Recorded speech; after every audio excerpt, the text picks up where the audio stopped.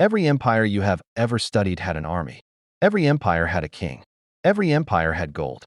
But the empires that truly lasted had something else, something invisible, something that never appeared in official records, something that moved in darkness, whispered in royal courts, and changed the fate of entire civilizations without ever drawing a sword.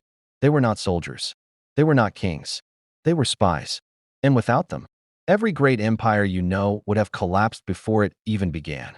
For thousands of years, rulers understood one truth above all others.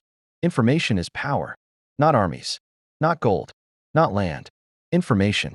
Knowing your enemy's next move before he makes it. Knowing which general is planning a betrayal. Knowing which foreign king is secretly negotiating against you. That knowledge was worth more than 10,000 soldiers. And so every great empire quietly built a machine designed to gather it. A shadow network, invisible to the public, unknown to most of the court, answerable only to the ruler himself. History calls them by different names: intelligence services, secret police, royal spies. But they all did the same thing. They watched, they listened, they reported, and when necessary, they acted. The story begins in Persia. Around 550 BC, the Persian king Cyrus the Great built something no ruler had ever attempted before: a formal intelligence network stretching across an entire empire. He called his agents the eyes and ears of the king. These were not random informants. They were trained, organized, and strategically placed in every corner of the Persian Empire. In every province, in every court, in every marketplace, they reported directly to the king, bypassing every layer of government. No governor knew who among his own staff was watching him. No general knew which of his officers was sending reports back to the palace. This was deliberate. Cyrus understood that loyalty enforced by fear of being watched was more reliable than loyalty enforced by gold. The eyes and ears of the king did not just gather information. They were a psychological weapon.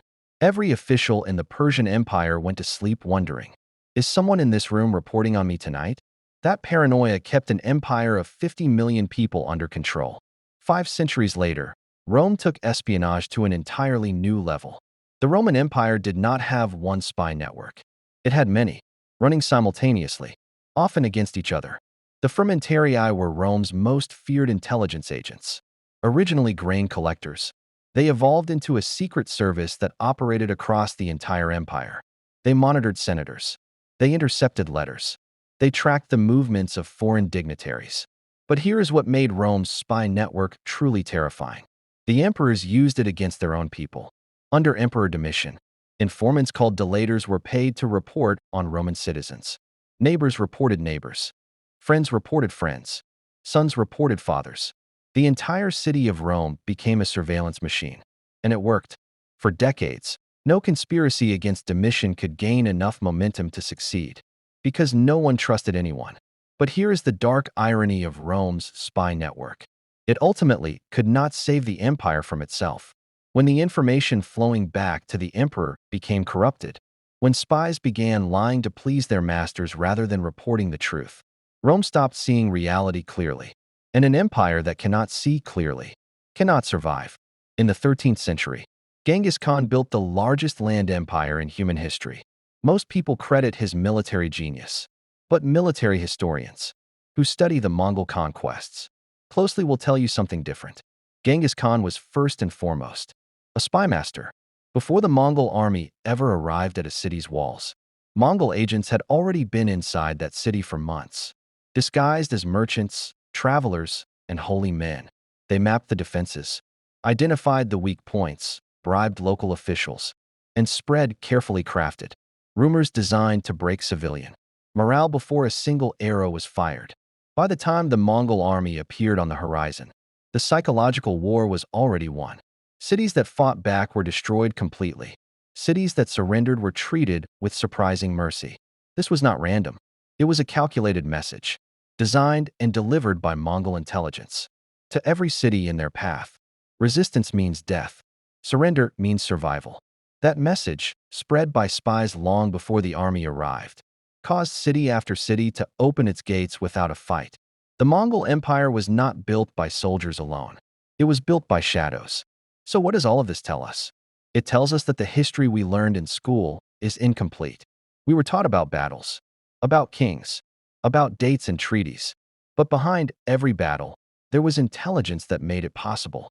Behind every king, there were shadows keeping him on his throne. Behind every treaty, there were spies who made sure both sides honored it.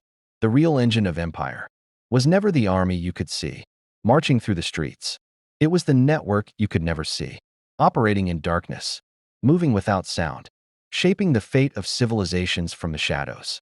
And here is the most chilling thought of all. Nothing has changed. The empires of today still run on intelligence, still depend on shadow networks, still use information as their most powerful weapon. The names have changed, the technology has changed, but the game is exactly the same. This is Empires in Shadow, where we go beyond the history you were taught, where we pull back the curtain on the forces that actually shaped our world. Subscribe, because the deeper you look into history, the darker it gets.